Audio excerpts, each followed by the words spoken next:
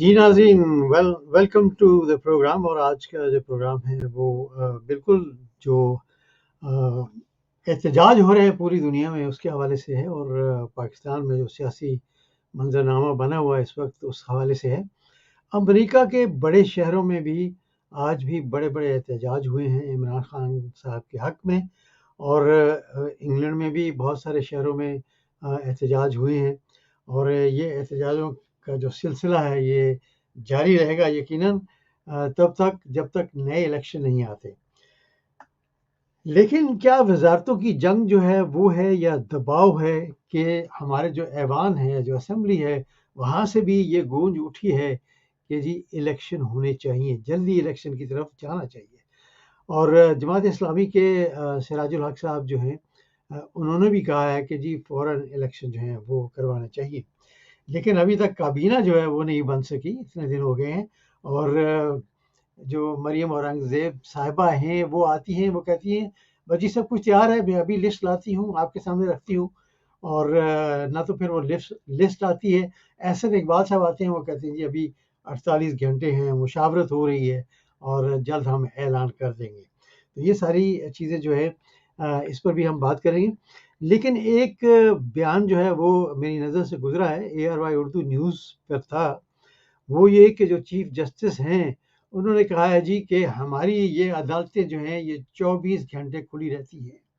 वैसे मैं बड़ी माज़रत के साथ हैरान हुआ हूँ इस बयान पर कि जो गरीब आदमी हैं उनके जो मुकदमात हैं नस्ल गुज़र जाती है और उनके फ़ैसले जो हैं वो नहीं होते।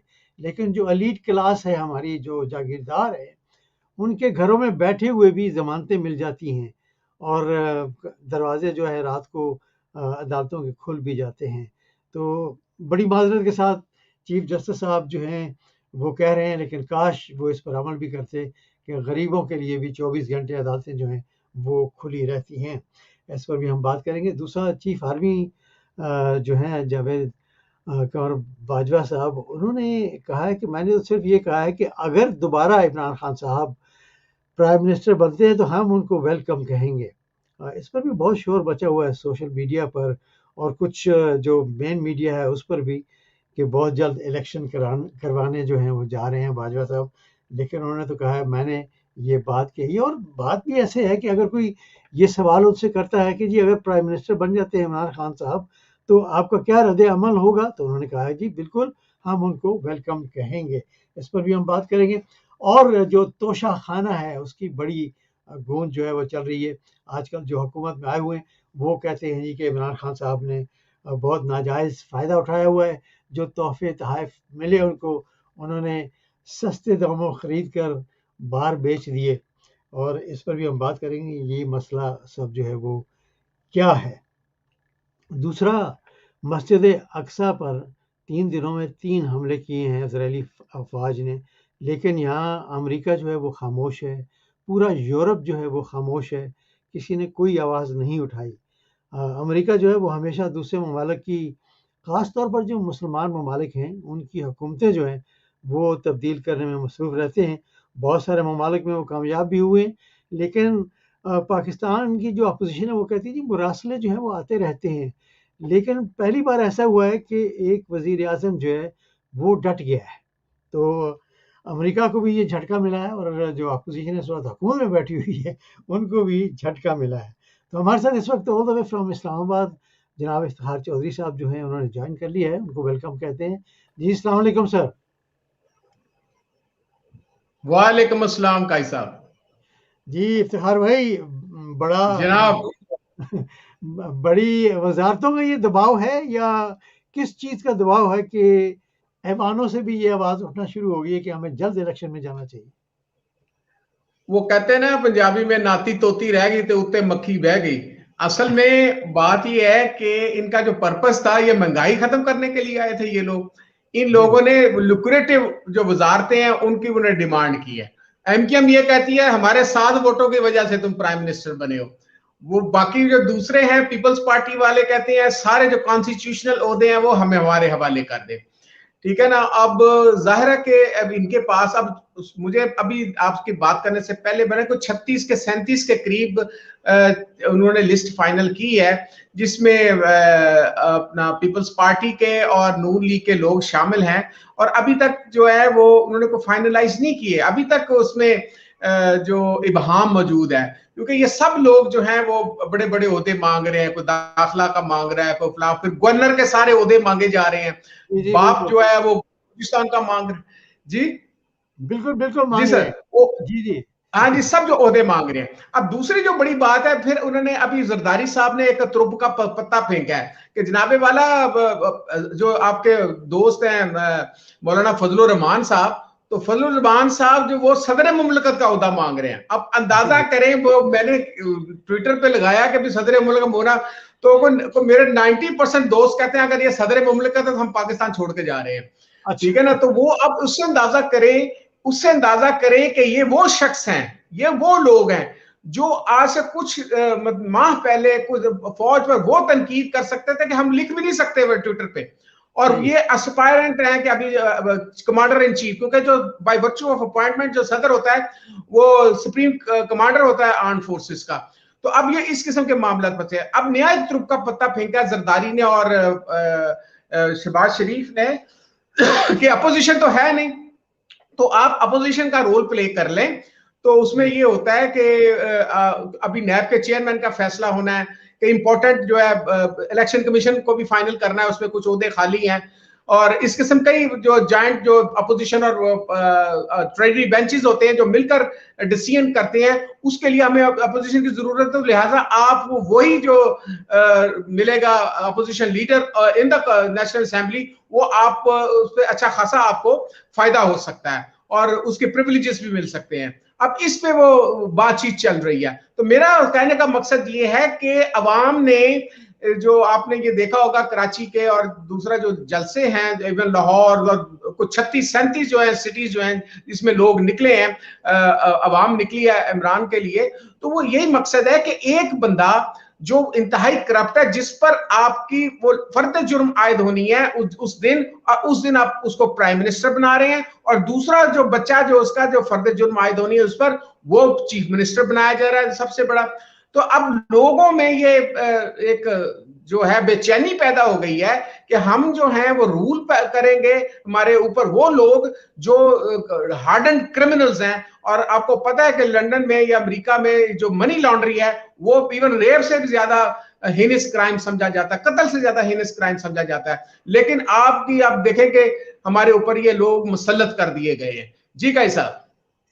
जी, बहुत शुक्रिया इस तजिए का। हमारे साथ जॉइन किया है हमें लंदन से जनाब यसम तमन्ना साहब ने। जी अस्सलाम वालेकुम सर। अस्सलामुअलैकुम जनाब, अस्सलामुअलैकुम। जी खैरियत से हैं आप तमन्ना अल्लाह भाई? का करम, अल्लाह का करम, गुड दुआ है गुड आप। Good good good. यसम भाई, हम बात कर रहे थे कि वजारतों का दबाव है या किस चीज़ का दबाव है कि ऐवानों में अब आवाज़ उठ गई है कि जी इलेक्शन होने चाहिए। ख्वाजा आसिफ जो हैं उन्होंने आज पार्लियामेंट में कहा है कि हमें जल्द इलेक्शन में जाना चाहिए। क्या ये जो बंदर बांट हो रही है ये इनसे संभाली नहीं जा रही या क्या बात है? देखें, इमरान खान के पास 2-3 इत्तेहादी थे, उसके लिए मुश्किल तो ये तो 13 हैं। तो इस हवाले से तो ये ज़ाहिर है और ज़्यादा मुश्किल है। लेकिन इसमें और ज़्यादा मुश्किल बात ये आ रही है कि पीपल्स पार्टी ने अपने कोई जो मतलब जो चाहते थे वो उन्होंने बताना शुरू कर दिया कि हमें जो आईनी ओहदे हैं, स्पीकर दे दें, हमें सेनेट दे दें और दूसरे जो गवर्नर्स हैं वो दे दें। तो अब ज़ाहिर है इंटीरियर वो मिनिस्टर भी, इंटीरियर मिनिस्ट्री चाहिए, फॉरेन मिनिस्टर चाहिए। फॉरेन मिनिस्टर तो मेरे ख्याल शायद ना लेनी भी नहीं चाहिए। मतलब वो अगर पीपल्स पार्टी के कारकुन इस पे एतराज करेंगे तो जायज करेंगे कि एक पार्टी का हेड दूसरी पार्टी के हेड के अंडर जाके काम करे, ये तो जाहिर है गलत है। हालांकि वो जो एक इन्होंने कहानी बनाई ना कि उसकी माँ चूंकि प्राइम मिनिस्टर रही है तो वर्ल्ड वाइड उसको कुछ फेवर मिल सकती है, उसमें क्या फेवर मिलेगी? कोई फेवर नहीं मिल सकती। वो इसलिए कि इसकी अपनी सलाहियतें काउंट होंगी ना, जी जी इसमें जितनी सलाहियत होगी उसी के हिसाब से होगा। माँ के साय के नीचे मतलब कितना पनप सकेगा। सही। जुल्फकार अली भुट्टो को किसी हद तक सिंपैथी वोट उसके बाद बेनजीर को मिल गया था, वरना इसके हवाले से और फिर इसकी डेप्थ क्या है। सारी दुनिया को पता है कि मतलब इसकी कोई स्ट्रगल नहीं है, किसी किस्म की पॉलिटिकल स्ट्रगल नहीं है, किसी किस्म को कोई काम नहीं किया है। तो जाहिर है दुनिया में अब अच्छा वो नस्ल भी अब खत्म हो गई है जो जुल्फकार अली भुट्टो के ज़माने की या बेनज़ीर भुट्टो के ज़माने की थी, जो नस्ल थी वो ख़त्म हो गई है। अब ज़ाहिर है दुनिया में उस एज के लोग कम है। शायद ही कोई आदमी हो कि जिसने बेनज़ीर के साथ काम किया इस वक्त वर्ल्ड वाइड, उसके कोई नॉन आदमी हो कि ऐसा कोई आदमी हो कि उस ज़माने में किया हो। इस वजह से अब ज़ाहिर है गवर्नमेंट पे प्रेशर तो बहुत है। और ये देख लीजिए कि 10 दिन हो गए हैं, शायद मेरे ख्याल 10वां दिन है कि अभी तक कैबिनेट फाइनल नहीं हो पाई है और IMF के साथ मुज़ाकरात शुरू हो गए हैं। पता नहीं वो किस बेस पे कर रहे हैं, किस स्ट्रेंथ पे कर रहे हैं, और जो मुज़ाकरात करेंगे उनकी हैसियत क्या होगी, क्योंकि उनकी अपॉइंटमेंट तो कोई हुई नहीं है, तो किस हैसियत से बात करेंगे वहाँ पे। इस वजह से गवर्नमेंट खुद मुश्किल में है। इमरान खान की जो मुश्किल थी वो इन्होंने हल कर दी है। अब जाहिर है वो तो आज़ाद पंछी है और वो उड़ता फिर रहा, जहाँ उसका जी जाता है वो जाता है।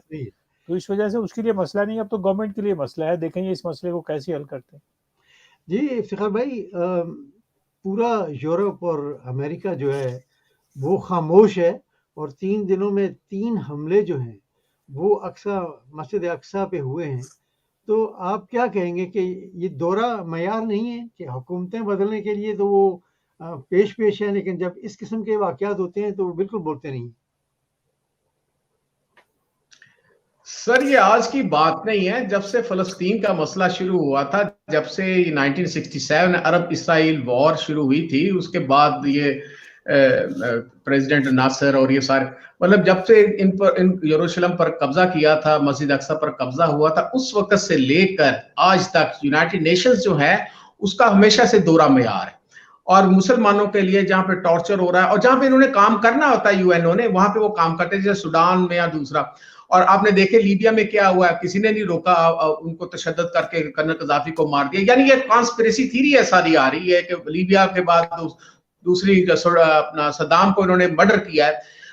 तो फलस्तीन में वो कभी भी उसका अमन नहीं देखना चाहते, ना हमें कोई देर पर नजर आ रहा है। अब ठीक है, थोड़ा सा ईरान के जो है वो उनको मदद कर रहा है, उनके मुख्तलिफ जो हिज़्ब इस्लामी के जो ग्रुप्स हैं और इसराइल के खिलाफ जो काम कर रहे हैं। इवन पिछले दिनों आपने देखा हुआ कि उन्होंने अपने देसी किस्म के मिसाइल वहां पे फेंके, तो इसराइल के जो पूरा मिसाइल सिस्टम था, वो ड्रोन जो सिस्टम था इनका, वो फेल होता हुआ हमें नजर आया। तो हम ये जो दोहरा मयार आप बात करेंगे, जो चैंपियन बनते हैं ह्यूमन राइट्स के, तो ये जो आपकी यूनाइटेड नेशंस है, ये यूनाइटेड नेशंस जो है ये अमेरिका के जो इंटरेस्ट होते हैं और इसराइल के जो इंटरेस्ट होते हैं उसके लिए ये काम कर रहा है। अब 1945 से लेकर अभी तक देख लें, जब लीग ऑफ काउंसिल जो खत्म की गई थी, तो इसे फिर ये जो इसराइल बाद में 1945 के बाद ये आजाद हुए थे, तो अभी तक आप देख लें कि फलस्तीन का जो रियासत का तो तस्वर है वो खत्म कर दिया गया। और इनके जो इलाकों में आप देखें कि जहां पे मकबूजा इलाकों में ये कॉलोनियां बना रहे हैं, जो फलस्तीन के अपने जो आबादकारी यहाँ पे कर रहे हैं यहूदियों को, तो हमें ये समझ लगती है कि पूरे मुसलमान 57-58 जो कंट्रीज हैं उनमें से किसी की जरूरत नहीं है कि फलस्तीन के ऊपर जो मजालिम है उस पर वो प्रोटेस्ट करें। ठीक है ना। अब इमरान खान की जो बात आती है, जब आप कश्मीर पे बात करने गया था, फलस्तीन के ऊपर बात करने गया था, तो उस पर जनाब आपको पता है कि जो CIA है, मुसैद है, ये जो और हॉस्टाइल इंटेलिजेंस एजेंसीज हैं, वो इसके खिलाफ जो है वो मल्टीपल जो उनपे इल्जामात वो लगाते रहे। मेरा खुद मुझे याद है कि हमने एक ट्वीट की थी, मेरा वो बैन कर दी थी उन्होंने, वो काट दिया, मेरा वो ट्विटर बंद कर दिया था इन्होंने। इसराइल के डिफेंस मिनिस्टर ने ये कहा था कि पाकिस्तान जो है वो अपने शीशे के घर में बैठकर, जब ये शाह महमूद कुरैशी और टर्किश प्राइम जो वजीर खारजा और फलस्तीनी वजीर खारजा जो यूनाइटेड नेशंस गए थे, तो उस वक्त मेरे ट्वीट में किया था, तो जो उसके डिफेंस मिनिस्टर जो इसराइल का था, तो उन्होंने मेरे ट्विटर ब्लॉक कर दिया। ठीक है ना। और उसमें ये कहा था कि उसने कहा था कि शीशे के घर में बैठकर पाकिस्तान दहशतगर्दी को प्रमोट कर रहा है और अपने घर को पत्थर मार रहा है। तो मैंने उसको जाहिर है उसको काउंटर जवाब दिया था, वो जो इधर एक्सप्लेन भी ज्यादा नहीं किया जा सकता। तो वो उसके बाद उन्होंने बैन कर दिया। तो कहने का मकसद ये है कि ये हमारे जो मुस्लिम इंटरेस्ट है, जो 57 कंट्रीज हैं, ये यूएनओ जो है वो कभी भी फलस्तीनियों के लिए वो काम नहीं करेगा। अगर किसी बंदे को या किसी एनालिस्ट को ये कोई जोम है कि हाँ यूएनओ जो है वो शायद मुसलमानों के लिए कोई या फलस्तीनियों के ऊपर जो मुजालिम हो रहे हैं या इवन कश्मीरियों पर जो मुजालिम हो रहे हैं उसके खिलाफ कोई काम कर सके या उसके खिलाफ कोई मजबूत आवाज उठा सके सिक्योरिटी काउंसिल में या जनरल असेंबली में। जी कैसा? जी यस भाई, आपकी तरफ आऊंगा। आप पर भी यही सवाल है कि 3 दिनों में 3 हमले हुए, लेकिन सब खामोश हैं, किसी ने कोई आवाज नहीं उठाई। क्या कहेंगे आप? अच्छा, बात यह है कि हम ईस्ट में रहने वाले इस खुशफहमी में है कि वेस्ट में बहुत इंसाफ होता है। ये हमारे दिल से जब तक ये गैर जानिबदार होते हैं, ये सारी कहानियां हैं और मिथ हैं जो बनाई गई हैं, ये सारे क्लीशे हैं जो टूटते नजर आ रहे हैं और मतलब हमें समझ नहीं आती है। बात ये कि इनके यहाँ असूल ज़ाब्ते अपने लिए मुख्तलिफ हैं और दूसरों के लिए मुख्तलिफ है। ये अपने घर के लिए दूसरे ज़ाब्ते रखते हैं, दूसरे के घर के लिए दूसरे रखते हैं। इसलिए हमें ये तवक्को रखनी ही नहीं चाहिए इनसे कि ये मतलब कोई यूनाइटेड नेशन में कोई आवाज़ उठाएंगे, किसी किस्म की कोई मदद करेंगे या कोई हमारे मसाइल को हल करने की कोशिश करेंगे। दुनिया में सबसे पुराना मसला यूनाइटेड नेशन में मसला कश्मीर और ये इसका अरबों का है, फलस्तीन का है। मजाल है कि कोई उसकी तरफ ध्यान है। तो ईस्ट तैमूर में ज़रा सी मुश्किल हुई थी इंडोनेशिया के बराबर में, और वहाँ उन्होंने फ़ौरन एक जो ईसाई रियासत ही कायम करने के लिए इकदाम कर दिए और ईसाई रियासत भी कायम हो गई। इसलिए हमें तो जब तक आप अपने जोरे बाजू पे कुछ करने के काबिल नहीं होंगे, आप कुछ नहीं कर सकते।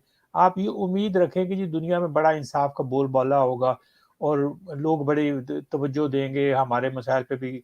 इस किस्म की गलत फहमी हमें दूर कर देनी चाहिए। हमें ज़्यादा जोर इस बात पे रखना चाहिए, कोशिश ये करनी चाहिए कि हम अपने तौर पे अंदरूनी तौर पे मजबूत हों और जो हमारे एलाइज हैं ऐसे एलाइज हों हमारे जो कि खुद भी मजबूत हो, कम से कम थोड़ा सा मयार तो रखते हो ना कि इंसाफ और ज़ाब्ते की कोई चीज़ होती है।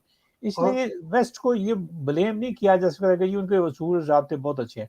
कोई ऐसी बात नहीं है। हम खुद अपनी मतलब गलत फहमियों का शिकार है, तो उसमें वेस्ट का कोई कसूर नहीं है। बिल्कुल ऐसे एलाइज होने चाहिए जैसे भाई, जो बुरा वक्त आए या कोई ऐसा वक्त आए तो साथ खड़े होना चाहिए उनको। जी इफ्तिखार भाई, चीफ जस्टिस साहब ने एक बयान दिया है जो छपा है अखबारों में। वो कहते हैं जी कि वो असल में जवाब दे रहे थे, वो जो अदालतें रात को 11:12 क्यों खुली। उसमें उन्होंने एक बात कही कि ये अदालतें 24 घंटे के लिए खुली। तो आप क्या कहेंगे कि मोहतरम चीफ जस्टिस जो है उनका बयान देते हैं, लेकिन दूसरी तरफ जो गरीब आदमी है, गरीब शहरी है, उसको इंसाफ मिलने में सदियां लग जाती हैं। आप क्या कहेंगे? देखें सर, ये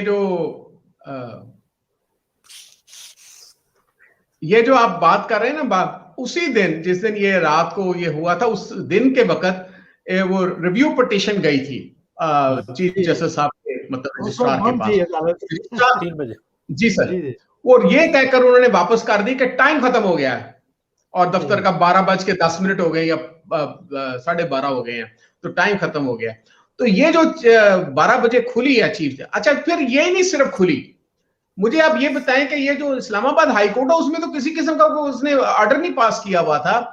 वो जो है मैंने अस्करी जराए से खुद बात की है, ठीक है ना। उन्होंने ये कहा कि चलो जी वो तो चीफ जस्टिस साहब ने खोल दिया रात के 2 बजे। तो ये जो चीफ जस्टिस है, इसमें मौलवी इकबाल हैदर ने जो पिटीशन डाली थी, और पिटीशन को पब्लिक क्यों नहीं करते आप मिलिट्री एस्टेब्लिशमेंट?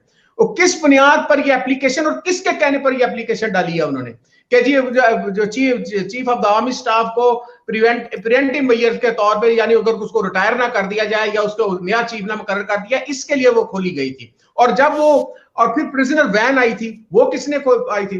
तो मेरा ये कहने का मकसद ये है कि ये अगर इसका मतलब ये बड़े लोग हैं या जो एलीट क्लास है या पावरफुल क्लास है या ऑल दोज पीपल जो पावर कॉरिडोर में और हेल्म ऑफ द अफेयर्स के मैनेजर्स होते हैं, तो वो उनको ये फैसिलिटी हासिल होती है। अब मैं चंदा आके बातें बताऊं कि ये जो नकीबुल्लाह मसूद है, आप ये देखें, पहले तो मेजर हारिस है, मेरे हारिस को टॉर्चर किया, बहुत गलत किया।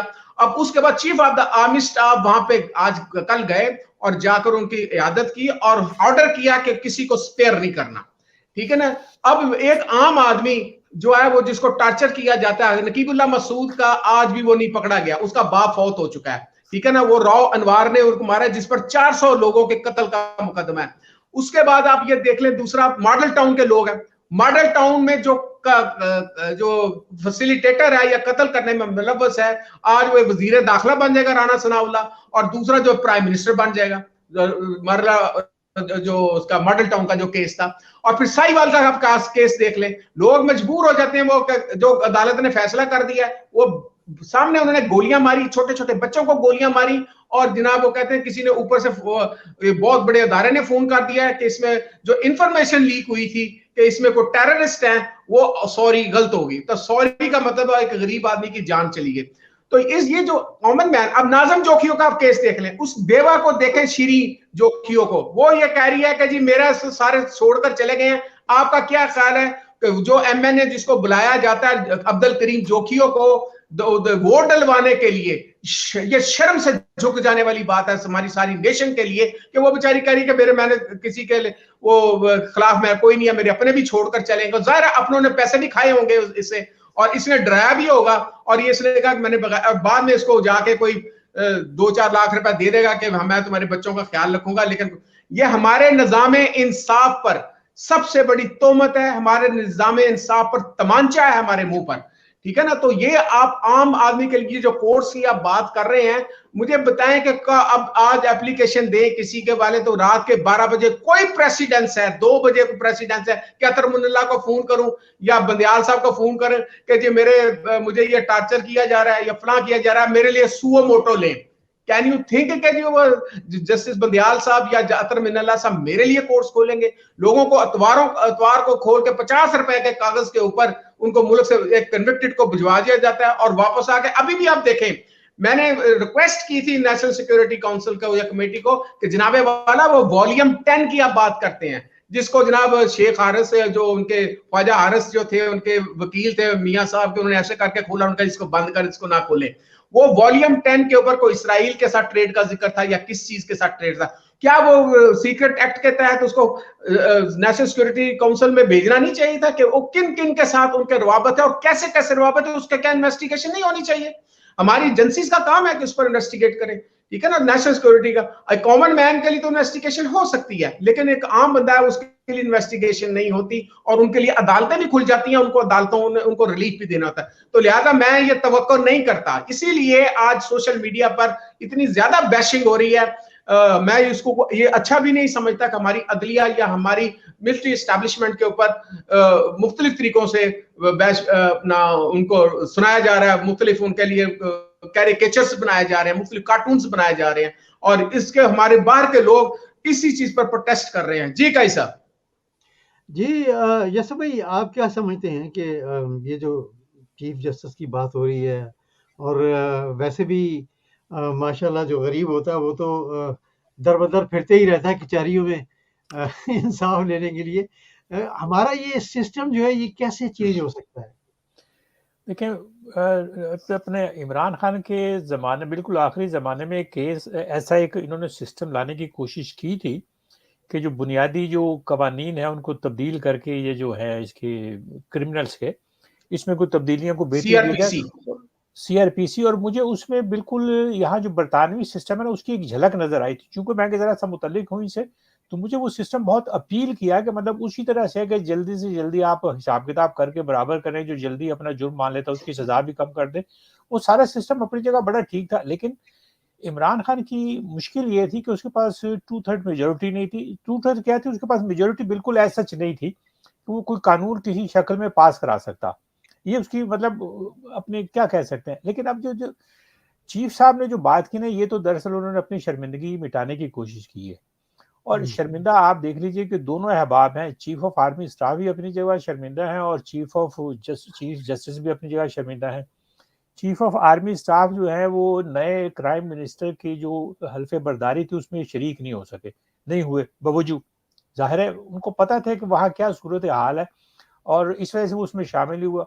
हालांकि वो ISPR वालों ने तो कह दिया कि उनकी तबीयत खराब थी, लेकिन ऐसा ज़ाहिर है इतना फिट आदमी जो होता है वो ऐसा ये नहीं होता ये कि बड़े-बड़े ओहदे जो होते हैं ना, इनमें तबीयत बड़ी जल्दी खराब हो जाती है। जैसे नहीं, मादर सदर गनम अलवी जो हमारे सद सदर हैं, उन्होंने यहाँ सदर अलवी सुना की तबीयत नहीं, वो तो मसलियत वो तो समझ आती थी ना, वो तो उनकी तो जी, मसले जी, समझ आती थी ना, उसमें सही है। उन्हें शर्मिंदगी नहीं थी। सदर हाँ, अलवी का हलफ ना लेने में शर्मिंदगी नहीं थी, लेकिन चीफ ऑफ आर्मी स्टाफ के शामिल होने में शर्मिंदगी का आंसर था, क्योंकि वो उसमें अच्छा नहीं समझा उन्होंने कि जो उन्होंने हरकत की है, उसके बाद उनके लिए मुनासिब नहीं है कि वो पब्लिक फेस कर सके।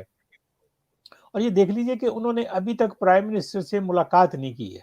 ये 8-10 दिन हो गए ना, इस दौरान उन्होंने बिल्कुल कोई मुलाकात आपस में नहीं हुई है। चीफ साहब की जो बात है ना, उन्होंने अपनी शर्मिंदगी खत्म करने के लिए सारा सिलसिला किया है। उनको समझ आनी चाहिए ये बात कि लोग इतने पागल नहीं है, उनको समझ आ रही है कि आप रात को 12 बजने में 10 मिनट पे अदालत खोल के क्यों बैठ गए थे, हालांकि जब कोई वकूआ ही नहीं हुआ है, कोई जुर्म नहीं हुआ है, तो आपको क्या जरूरत है। सही है। अगर ऐसा कोई अच्छा, फिर तौहीन अदालत के केस में आप किसी को फौरन पकड़ के जेल में डाल के और उसको नाअहल करार तो नहीं दे देते, उसके लिए केस चलता है बाकायदा, उस पर फर्द जुर्म आयद होती है, उसको सुना जाता है, उसको पहले तंबीह की जाती है। तो इसकी जरूरत क्या थी आपको करने की, आप ये सारे काम दूसरे दिन भी कर सकते थे। लेकिन चूंकि प्रेशर था कहीं से कि ये काम होना है और उसको करना है। अच्छा, फिर मजे की बात यह है कि डीजी आईएसपीआर ने सारा मलबा जो है वो जुडिशरी पे डाल दिया कि उन्होंने अपनी मर्जी से अदालत खोल दी, हमारा तो कोई ताल्लुक ही नहीं है उससे। सही है। उन्होंने अपना दामन बिल्कुल बचा लिया है। अब वो सारा मलबा उन्होंने जो भी था उन्होंने उस पर अदलिया पे डाल दिया कि इन्होंने खुद किया है।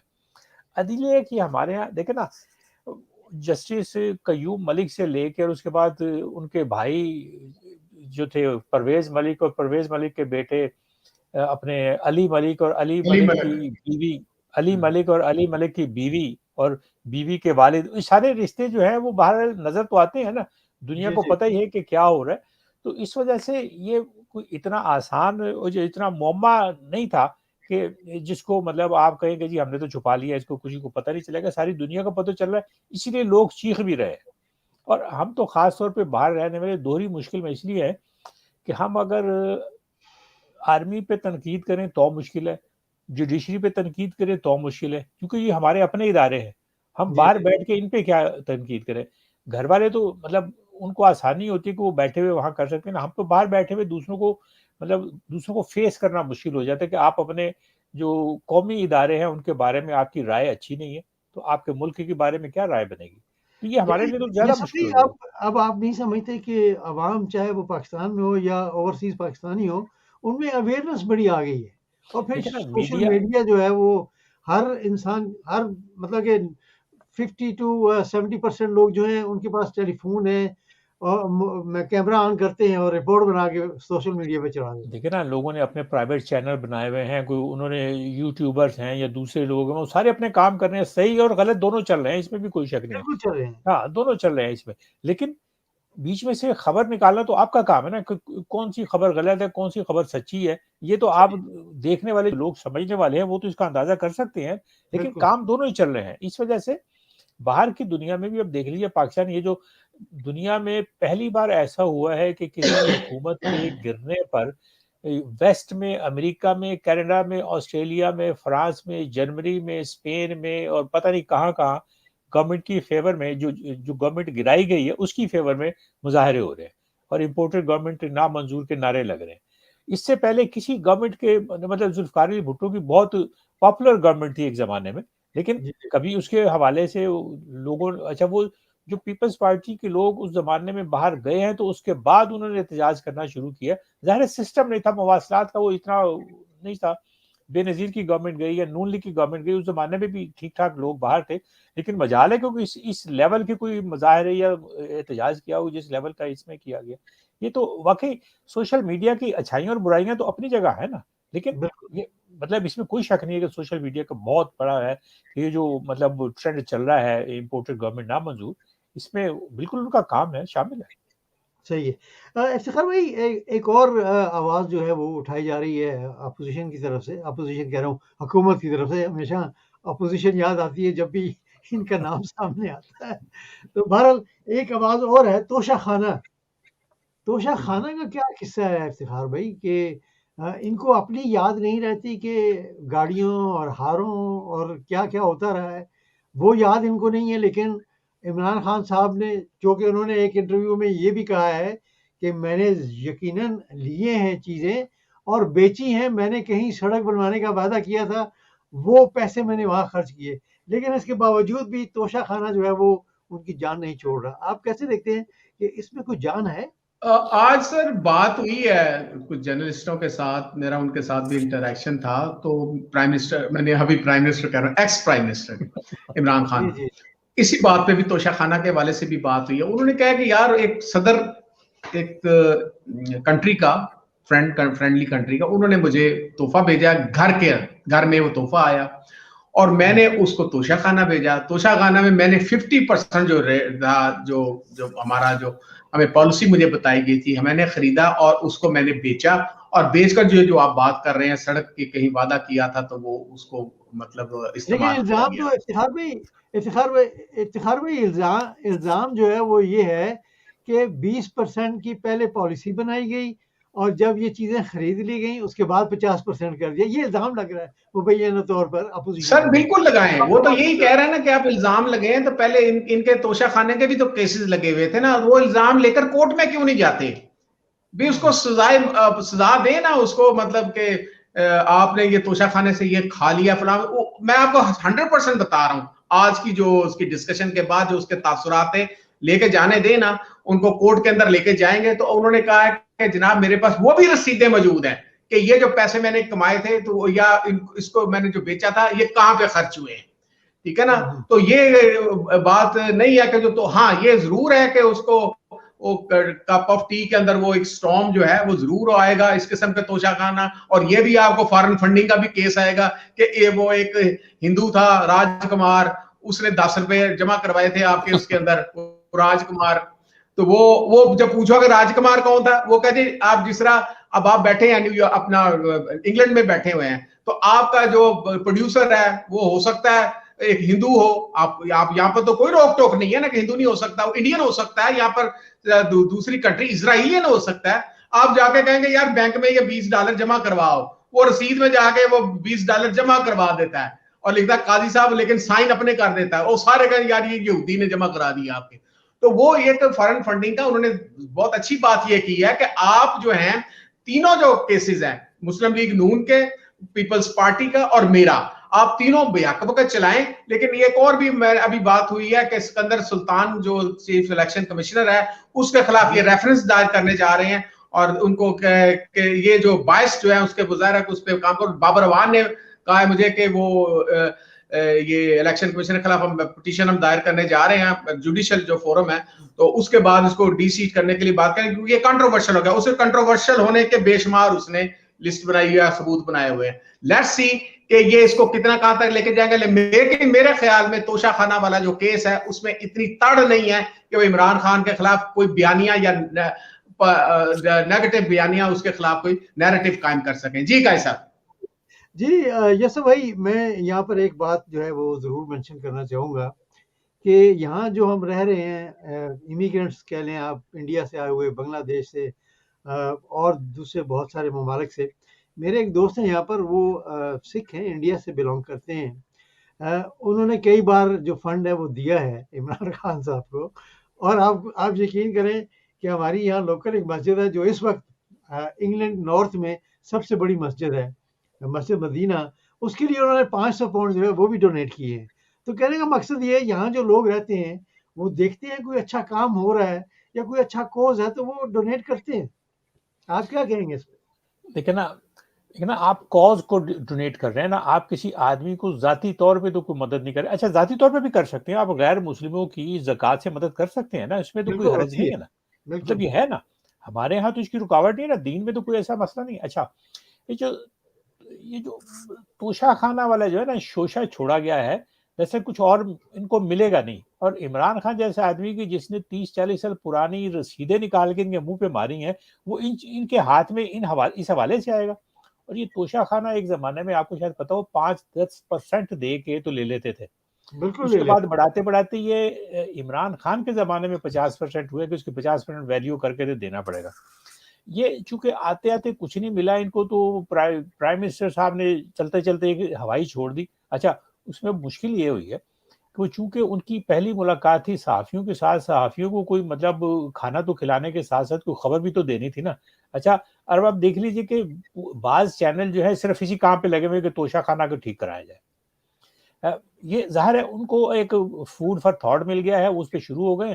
ख़ास तौर पे ये जो हमारा कराची का एक आलमी चैनल है, उसने तो बिल्कुल इस पे बाकायदा प्रोग्राम शुरू कर दिया। उन्होंने ये भी पता कर लिया कि पैसे कहाँ से आए हैं, किस अकाउंट से आए हैं और किसके दिए हैं और ब्ला ब्ला ब्ला। अच्छा।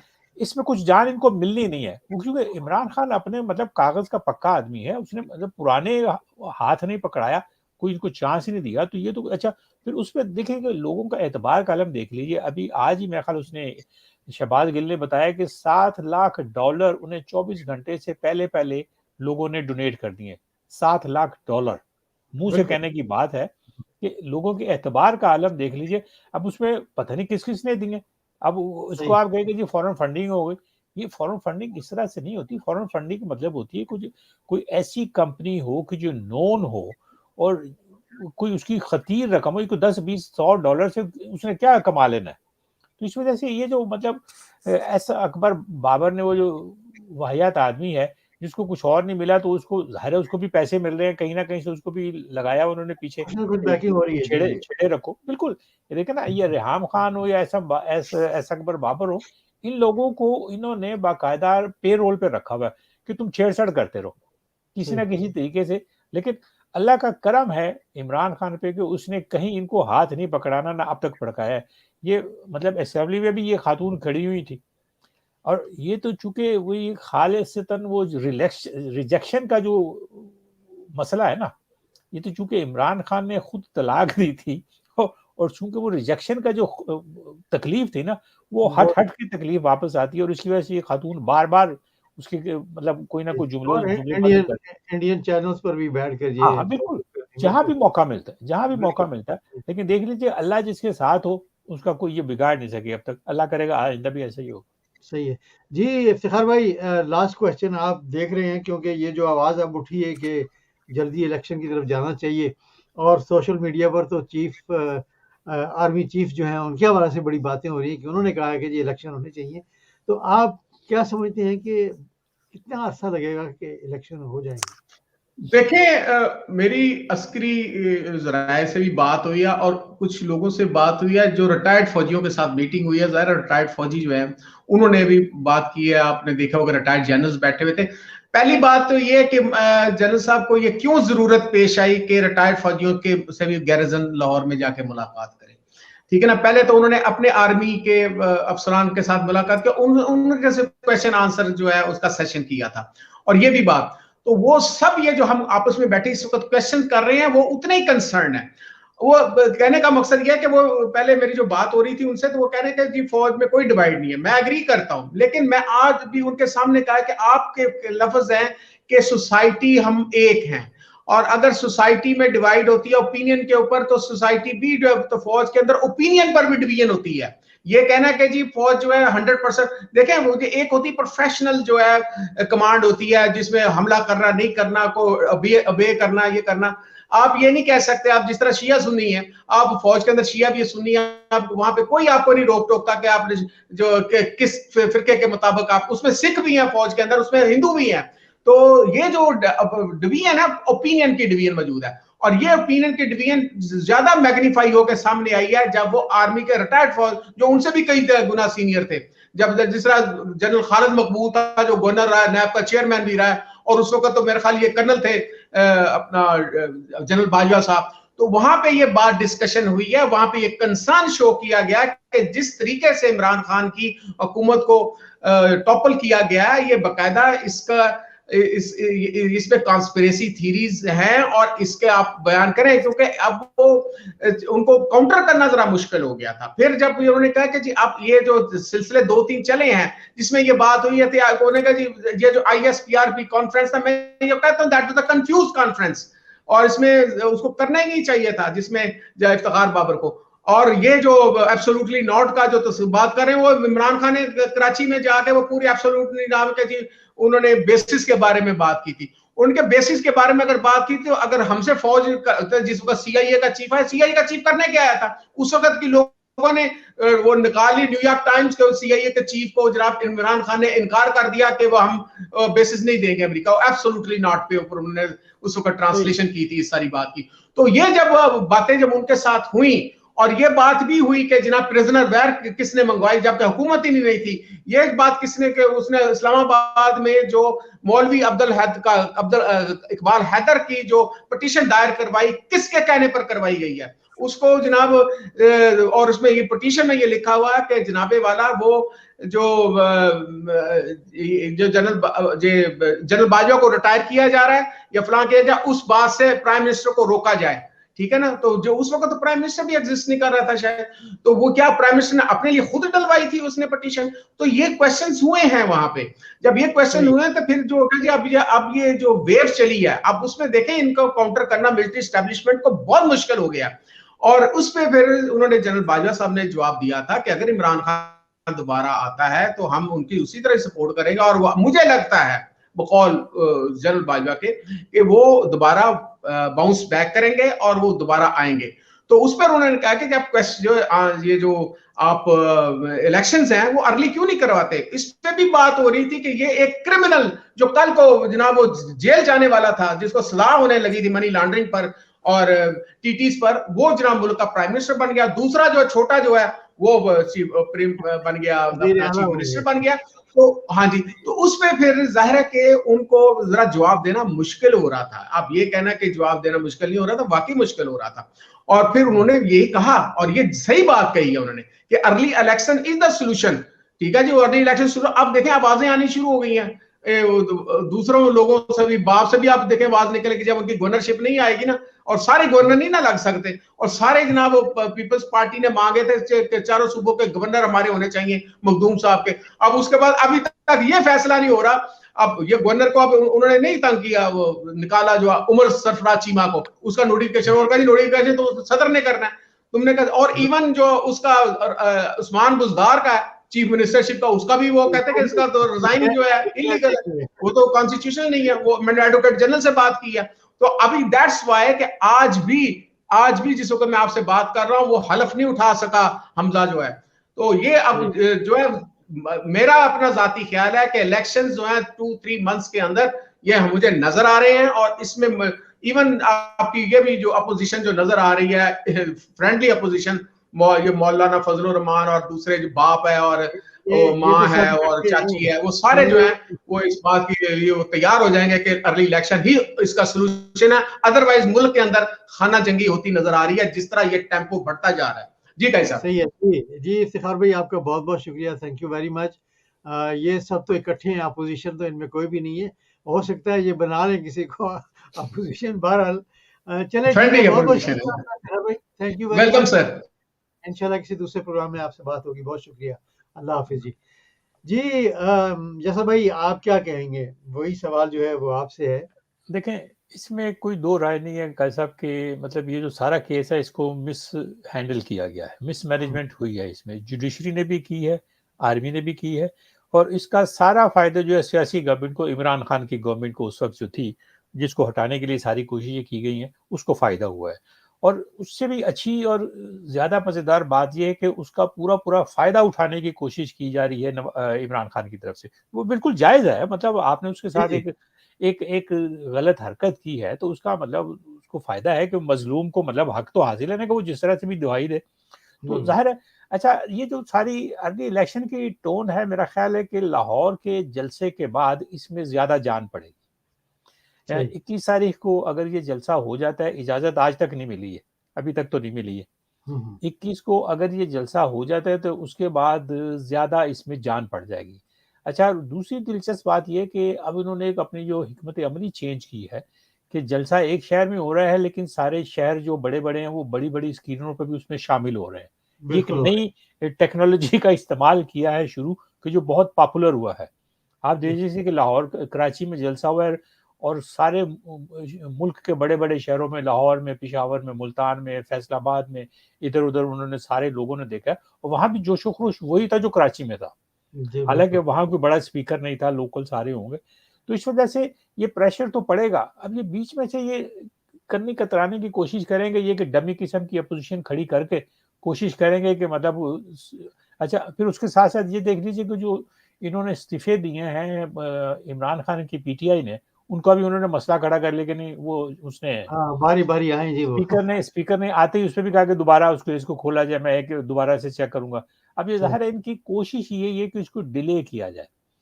मेरा ख्याल है कि अर्ली इलेक्शन मौजूदा गवर्नमेंट के मफाद में नहीं है और ठीक। ना ही मौजूदा गवर्नमेंट के एलाइज की मफाद में है। इसलिए ये कोशिश करेंगे कि जितना इसको लंबा खींच सकते हैं खींच ले। On hmm, top of that, chief election commissioner ने कहा कि 7 महीने से पहले नहीं करा सकते। तो ये भी बातें अपनी जगह हैं। अच्छा, फिर ये जो एक्स सर्विसमैन वालों ने प्रेशर डाला है वो भी अपनी जगह है। उसमें तो पता ये चला है कि जनरल बाजवा खासे डिफेंसिव रहे हैं। जो हुँ, उनसे सवाल जवाब हुए उसमें खासा उनका जो अंदाज था और जो जवाब थे गैर गैर इत्मीनान बख्श थे और बड़े डिफेंसिव रहे हैं, क्योंकि बात जो आदमी गलत बयानी कर रहा हो ज़ाहिर है उसका पता तो चल ही जाता है। इस वजह से अब देखें ये ऊँट किस करवट बैठता है। लेकिन मुझे लगता है कि अभी टाइम लगेगा इलेक्शन में। इतनी जल्दी इलेक्शन मुझे नहीं नज़र आ रहे कि मतलब ये अगले 3-4 महीने में। उसके बाद फिर ये देख लीजिए कि उसमें मुहर्रम आ जाएगा, मुहर्रम के बाद के अय्याम होंगे, तो ये चलते-चलते वैसे भी सुनने में चीफ साहब जो हैं, आर्मी चीफ जो हैं, वो तो नवंबर में जा रहे हैं। वो तो उन्होंने तय कर दिया, उन्होंने हाँ, अपने लेकिन उन्होंने ये भी कहा है कि मैं जाने से पहले शफ़ाफ इलेक्शन देखना चाहता हूँ।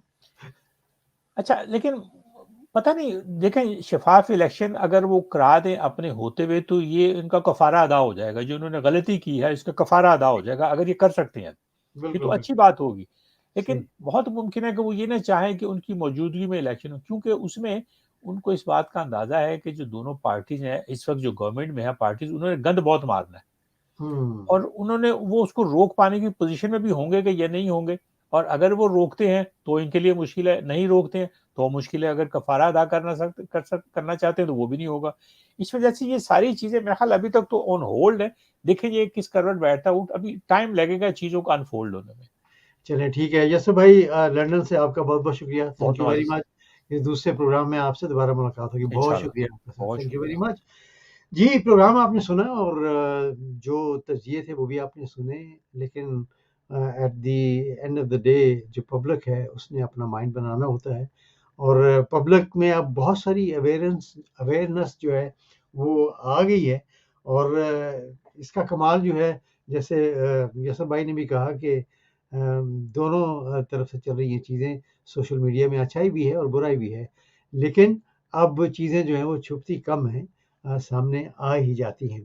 बहरहाल यही था आज का प्रोग्राम और मैं हमेशा की तरह आपको कहूँगा कि अपनी दुआओं में बहुत सारा याद रखिएगा और एक ऐड छोड़े जाता हूँ, उसको भी देखिएगा ज़रा और जो मर्दान सरहदी यतीम खाना है उसके हवाले से मैं बहुत दफ़ा अपील कर चुका हूँ और वैसे भी सोशल मीडिया जो है उस पर वो अपील जो है वो चल रही है, तो इंशाल्लाह आप इसमें ज़रूर तावन फरमाएँगे। तो अगले प्रोग्राम तक मुझे भी इजाज़त दीजिएगा, अपनी दुआओं में बहुत सारा याद रखिएगा। अल्लाह हाफ़िज़। जी दोस्तों, अस्सलाम वालेकुम। वंस अगेन ये माह रमज़ान है।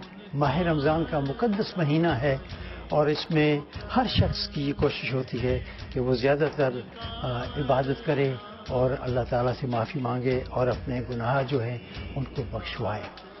मैं आपके सामने हाज़िर हुआ हूँ क्योंकि हम माह रमज़ान में बहुत सा सदका, ज़कात, फितराना वगैरह भी देते हैं।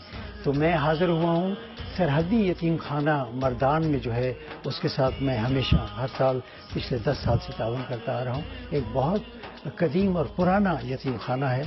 इसमें जो बच्चे हैं ज़्यादातर वो बाप उनके सर पे नहीं है, लेकिन माएँ हैं और वो इनकी लुक आफ्टर करते हैं सरहदी यतीम खाना। कुछ बच्चे ऐसे भी हैं जिनका आगे पीछे कोई नहीं। तो मैं आपसे अपील करता हूँ कि इस साल भी आप बढ़ चढ़ कर हिस्सा लेंगे और इस नेक काम में जो है वो आप मेरा साथ देंगे, अपनी नेकियों के लिए भी और मुझे भी इसका अजर मिलेगा और आपको भी। तो इसलिए मैं एक बार फिर आपसे इल्तिजा करता हूँ कि जितना हो सके दिल खोल कर आप इसमें हिस्सा लें। और एक बात मैं बताता चलूँ कि ईद से पहले पहले ये पैसे जो हैं ये वहाँ पहुँच जाते हैं जो आप डोनेट करते हैं और फ़ी का 1000 रुपया बच्चा जो है वो भी अपने घर ईद के मौके पर लेकर जाता है। तो इसके साथ ताउन कीजिएगा। सरहदी यतीम खाना याद रखिएगा। बहुत शुक्रिया।